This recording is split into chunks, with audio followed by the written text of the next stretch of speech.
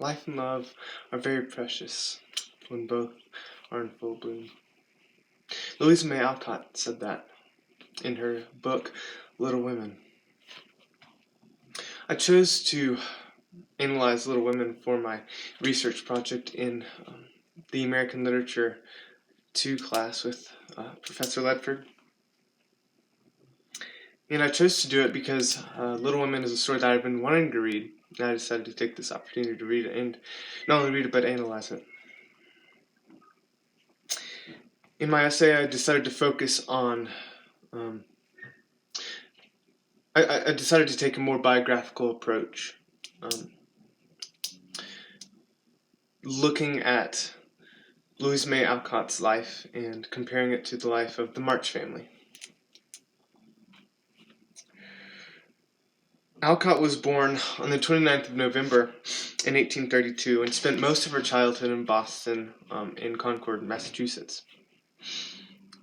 Her father was a transcendentalist, and so naturally they lived in a transcendentalist commune in Concord, and the Alcott family were next door neighbors with renowned transcendentalists Thoreau and Emerson, and Alcott actually spent much of her time in the presence of these transcendentalists. Much like the March family in Little Women, the Alcott family was impoverished, and at the age of 15, she vowed to overcome her poverty and for the purpose of helping her family, and she said it didn't matter what it was. And according to Alcott's biography from the Louisa May Alcott Orchard House, she said, "I'll be rich and famous and happy before I die. See if I won't." From an early age, Alcott loved to write, and at the age of 22, she published her first book. Now, this marked the beginning of a long career of writing, and when she died in 1888, she had written over 30 books, fulfilling her prophecy of becoming rich and famous before she died. In 1868, her publisher asked her to write a little girl story. And over the next 3 months, Alcott spent that time writing part 1 of Little Women. And in my analysis of Little Women, I wrote a short summary of the book, and I will read that now. Little Women is a book that chronicles the life of the March family and their extended family. The 4 sisters, Meg, Jo, Beth, and Amy, and their next-door neighbor, Lori, are a tight-knit family that endures many heartbreaks and trials, including the death of little Beth. Romance is prevalent throughout the story for all of them, with the exception of Beth. By the end of the story, the 3 remaining sisters are married and have families that lead not necessarily wealthy, but successful lives. After reading Little Women and researching the life of Louisa May Alcott, I determined my own interpretation. I came to the conclusion that Meg, Jo, Beth, and Amy March could be based on Alcott's own family. The question that is raised then is, who is a representation of whom? I figured that the fictional March sisters could represent the real-life Alcott sisters in the order that they were born. And so first up we have Anna Bronson Alcott. Born in March of 1831, Anna was born a year older than her younger sister, Louisa May Alcott. And at the very beginning of Little Women, we see that Meg March, the oldest of the March sisters, is a year older than Jo March, the second born. According to Anna Bronson Alcott's biography from Louisa May Alcott's Orchard House, quote, "Anna was a dutiful daughter, good student, self-sacrificing governess, and eventually a model wife and mother." I really like this quote because it can just as easily be applied to Meg March as it can Anna Alcott. On pages 18 and 19 of Little Women, it is said of Meg March, she, quote, "had a sweet and pious nature which unconsciously influenced her sisters."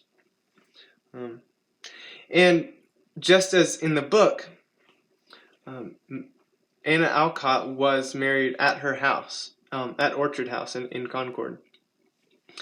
And in Little Women, Meg March marries at the Alcott house. At the March home as well.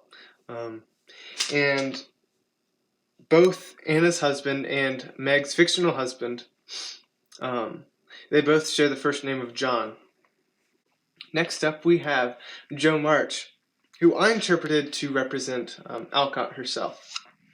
According to biographer Aaron Blakemore, when describing her experiences in writing Little Women, Alcott journaled, quote, "I plod away, although I don't enjoy this sort of thing. Never liked girls or knew many, except my sisters. But our queer plays and experiences may prove interesting, though I doubt it." I want to point out what this quote proves. Alcott was writing about her own experiences with her sisters. It says it right there. Our queer plays and experiences may prove interesting, though I doubt it. In addition, she specifically mentions the plays she acted out with her sisters, just as Jo March and her sisters do in the book. Beth March might be the clearest interpretation we have in the book.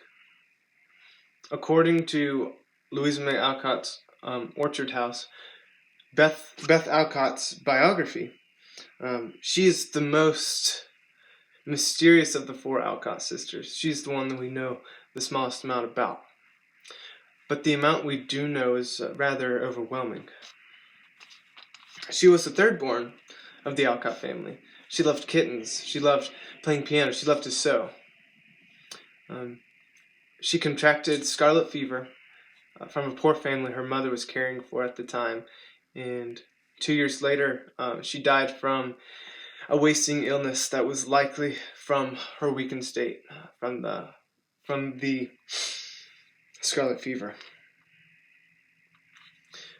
Alcott chose to write this tragedy into her story.